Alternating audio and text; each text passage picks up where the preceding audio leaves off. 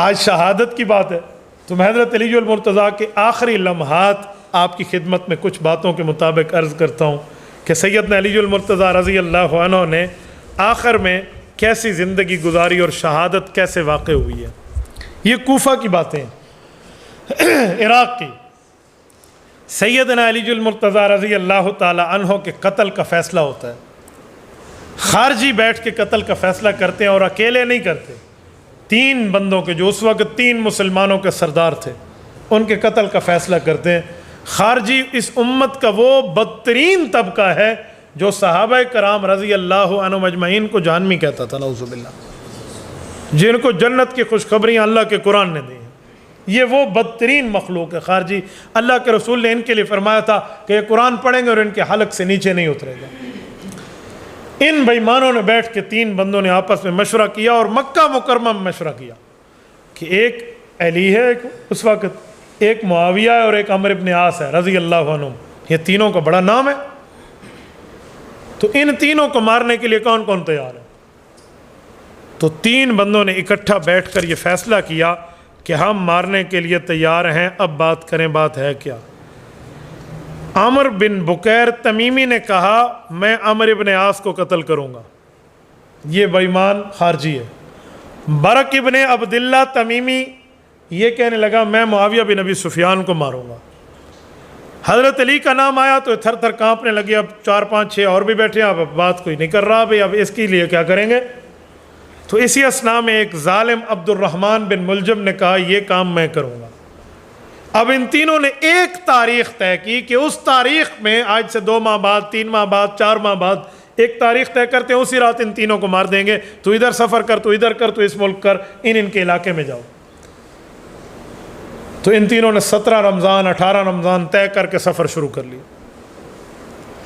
ان میں یہ ملعون عبد الرحمن بن ملجم اپنے شکار کو، نعوذ باللہ، حضرت علی المرتضیٰ کو جو شکار نعوذ باللہ کرنے آ رہا ہے، یہ ان کے شہادت کے منصوبے میں بظاہر کامیاب ہوا ہے۔ حقیقت تو کامیاب نہیں ہے، جہنم اس نے خریدی ہے، ظاہراً کامیاب ہوا ہے کہ اس نے حضرت علی کو شہید کیا۔ باقی 2 بزرگوں کو جو اس تاریخ پر حملہ ہوا تھا، جس تاریخ پر حضرت علی پہ ہوا ہے، ان دونوں کا بچاؤ ہو گیا۔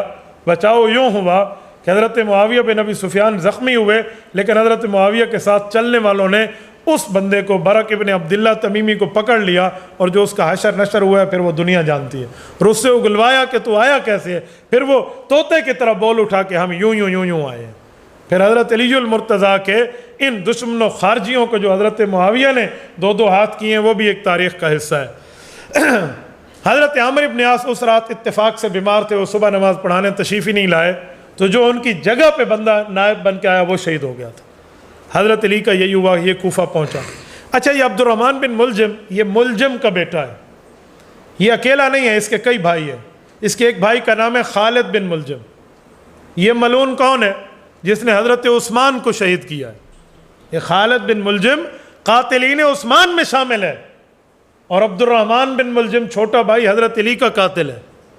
یہ پیغمبر کے دامادوں کا ایک بھائی قاتل حضرت عثمان، اور دوسرے داماد حضرت علی کا قاتل ہے۔ اس سے اندازہ لگائیں کہ دشمن ان کو ایک سمجھتا ہے، تو جو ان کو علیحدہ علیحدہ کرے، میں حیران ہو جاتا ہوں بعض بات۔ تو یہ عبد الرحمن بن ملجم آیا ہے، کوفہ میں رہنے لگا ہے، اٹھنا بیٹھنا شروع کیا ہے، اور تلواریں بنانے کا اس نے کام رکھا ہوا ہے، اور بظاہر خود کو بڑا بہادر اور دلیر، اور ادھر ادھر حضرت علی المرتضیٰ کے پاس یہ آ کر بیٹھتا تو حضرت علی اپنی فراست سے سمجھ گئے کہ اس بندے کی نظریں کچھ اور کہتی ہیں، یار اس بندے نے زندگی گزاری ہے رسول اللہ کے ساتھ جہاد میں، اتنا تجربہ تو ہوتا ہے۔ حضرت علی بھانپ گئے۔ ایک خواص کے مجلس میں حضرت علی نے یہ خدشہ ظاہر کیا کہ مجھے ایک بندے پہ شک ہے،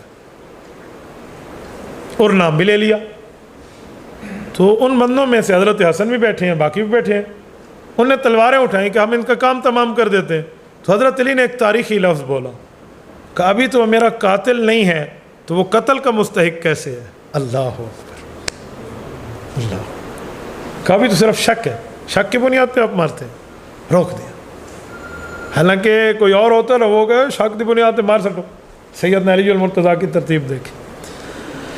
حضرت علی المرتضیٰ رضی اللہ عنہ، یہ وہ زمانہ ہے جب تہجد پڑھنے مسجد میں تشریف لاتے، اور داڑھی مبارک کو پکڑ کے روتے اور عرض کرتے کہ میرا مولا میرے اعمال بہت کم ہیں، میری آخرت کا سفر بہت لمبا ہے۔ یہ حضرت علی المرتضیٰ کی کسر نفسی ہے، دنیا سے نفرت کی بات ہے، ورنہ اس بندے کے اعمال کم نہیں ہیں جس کو اللہ کے رسول نے فرمایا تھا تو جنت میں میرا پڑوسی ہے۔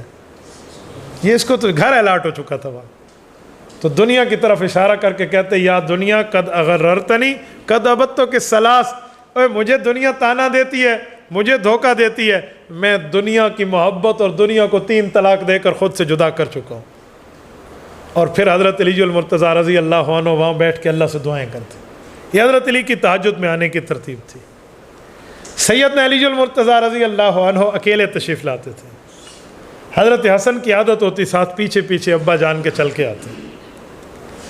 اس رات ایک عجیب اتفاق ہے، یہ 18 رمضان کو حضرت علی کو ضربت لگی ہے، وار لگا اور 21 کو حضرت علی کی شہادت۔ یہ بندہ اس زمانے کی جو صف تھی نا اس کے اندر چھپا ہوا ہے اپنے 2 ساتھیوں سمیت، تلوار اپنے پاس رکھی ہوئی۔ سیدنا علی المرتضیٰ رضی اللہ عنہ تشریف لائے ہیں اور یہ رمضان المبارک ہے اور حضرت علی المرتضیٰ رضی اللہ عنہ جمعہ کا دن ہے۔ صبح کے وقت نماز سے پہلے تشریف لاتے ہیں مسجد، جامع مسجد کوفہ، وقت کا امیر المؤمنین۔ حضرت حسن قدرے دیر ہوئی تھوڑی سی، بس ابو نکلے اور میں ابھی کچھ ٹائم میں نکلتا ہوں ساتھ۔ سیدنا علی المرتضیٰ نے جا کے نیت باندھ دی۔ یہ ظالم سمجھتا تھا کہ علی اگر نماز میں نہ ہوا تو میں نہیں بچ پاؤں گا، میں سامنے آؤں گا کیسے؟ اس نے کمر پیچھے وار سوچا اور وہ بھی حالت نماز میں، سجدے میں سیدنا علی المرتضیٰ پہ اس نے وار کیا، اور مارنے کے بعد، قتل کرنے کے بعد اس نے وہ تلوار یوں ہلاتا ہوا آ رہا ہے۔ یہ 14 رمضان کے بعد 14ویں کا چاند ہے نا، 2 4 5 دنوں میں تو چاند ویسے ہی روشن ہوتا ہے، اس روشنی میں چاند کی چاندنی میں لگا ہوا خون اس پہ چمک رہا تھا، وہ لانتی یوں تلواریں ہلاتے ہوئے آ رہا ہے۔ پیچھے سے حضرت حسن آ رہے تھے، یہ سارے معاملے سے حضرت حسن باخبر تھے، لیکن تھوڑا سا ٹائم اوپر نیچے۔ حضرت حسن نے جو کندھے پہ چادر رکھی ہوئی تھی نا اس کو اتار لیا اور کہا کہ ابھی ابو جی گئے ہیں اس راستے سے اور یہ کیا معاملہ ہے، کون آ رہا ہے؟ تو اس چادر کو جنگی ترتیب سے یوں ہلایا نا، ایک ترتیب سے اس بندے کو اس سے پکڑ لیا اور پکڑ کے اس کے بازو پیچھے باندھے اور درخت سے باندھا۔ کہا میں نہیں جانتا تو کہاں سے آ رہا ہے اور کیا کر کے آ رہا ہے، ذرا مجھے مسجد تک جانے دو اور تو یہاں بندھا ہوا ہے، پھر آ کر میں دیکھتا ہوں کہ حالات ہے کیا۔ یہ حضرت حسن کی فراست تھی۔ جب مسجد گئے ہیں نا تو سیدنا علی المرتضیٰ اس وقت زخمی حالت میں۔ اب تو حضرت حسن رضی اللہ عنہ سے حضرت علی المرتضیٰ نے پوچھا کہ میرا قاتل کون تھا؟ کہا جی وہ خارجی، وہ یوں پکڑ لیا کہ جی حضرت علی کے لفظ ہیں فزت برب الکعبہ، مجھے کعبے کے رب کی قسم ہے میں کامیاب ہو گیا۔ کلمہ گو تو نہیں ہے نا میرا قاتل؟ کہا میں نے ابھی اپنی زندگی کا آخری سانس نہیں لیا، میں زندہ سلامت ہوں، ابھی اسے نہ مارنا، اچھا کھانا دینا اور اپنے پاس رکھنا۔ ہاں اگر میں اس دنیا سے چلا جاؤں پھر تو میں اختیار ہے، یا معاف کر دو یا میرے پیچھے اسے بھی روانہ کر دو، ہاں اللہ کے دربار میں اس سے میں جھگڑوں گا کہ اس نے کیا کیا ہے۔ حضرت علی المرتضیٰ کو گھر لایا گیا اور اس قاتل کو پکڑے ہوئے حضرت علی کے سامنے لائے۔ یہ لانتی اس وقت کہہ رہا تھا کہ میں نے تو جنت لے لی ہے، میں نے تو بہت اچھا کام کیا اور میں نے یہ تلوار بنائی ہے اور اس سے میں نے نیت کی تھی اللہ اس دنیا کے برے ترین آدمی اس تلوار سے قتل ہو تو قتل ہوا ہے۔ یہ حضرت علی کو کہہ رہا ہے لانتی۔ جواب سیدنا علی المرتضیٰ کا بڑا تھا، کہا ہم نے تم پر احسانات کیے تھے، ٹھیک ہے جس پر احسان کرو اس کے شر سے بچو۔ یہ تو سامنے آ گیا معاملہ۔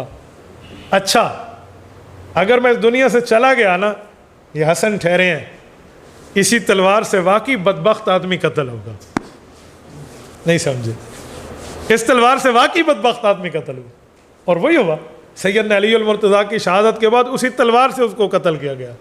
تو جو اس نے قسم کھائی تھی نا اللہ اس تلوار سے بدبخت آدمی دنیا کا قتل ہو، تو خود ہوا ہے۔ یہ سیدنا علی المرتضیٰ رضی اللہ تعالیٰ عنہ کا